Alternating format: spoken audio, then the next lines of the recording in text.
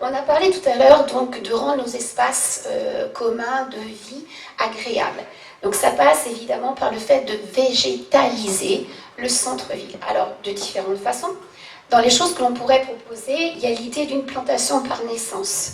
Et là, tout de suite, ça parle, puisqu'on a en plus un lien direct. Chaque naissance sur Vierzon donnerait lieu à une plantation. Autre chose, l'idée du mur végétalisé. Pour ceux qui, certains d'entre vous, je sais, ont assisté à nos réunions donc, dédiées à ce sujet, on en avait parlé. C'est véritablement des choses qui peuvent être attractives et on verra pourquoi.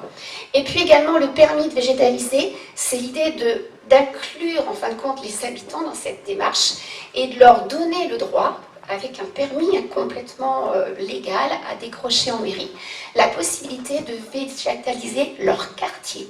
Donc on leur donne tous les outils, les plantations, les bacs, la terre, et en contrepartie, ils s'engagent à entretenir effectivement cet espace devant chez eux, au pied d'un arbre, à leur porte. Donc eux aussi, les habitants peuvent participer. La mairie seule n'est pas la seule à pouvoir proposer et faire avancer les choses.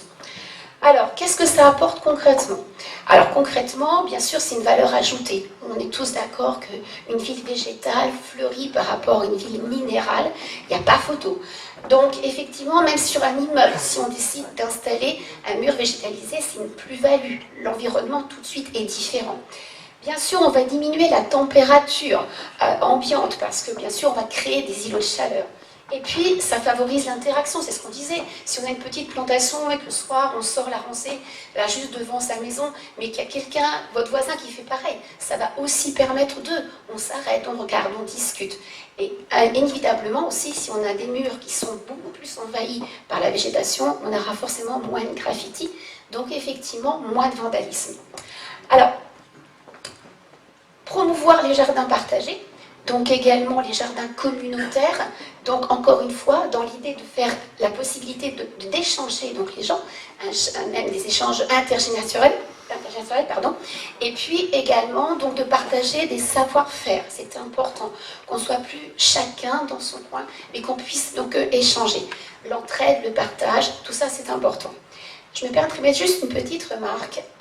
Ces idées, bizarrement, il y a quelque temps, on les a vues réapparaître dans d'autres programmes. Mais bien après que nous, on ait proposé ces idées. Alors, dans un premier temps, on pourrait se dire, ouais, il y a plagiat. Je dirais qu'à la limite, non.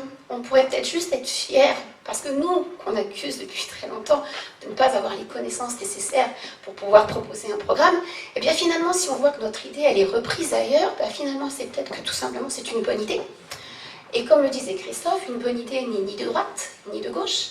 Elle est juste bonne parce qu'à un moment donné, elle parle et elle répond à un besoin, à quelque chose que les gens, effectivement, ont envie de voir donc évoluer. Donc, juste dire que finalement, nos idées, a priori, ne sont pas si mauvaises que ça.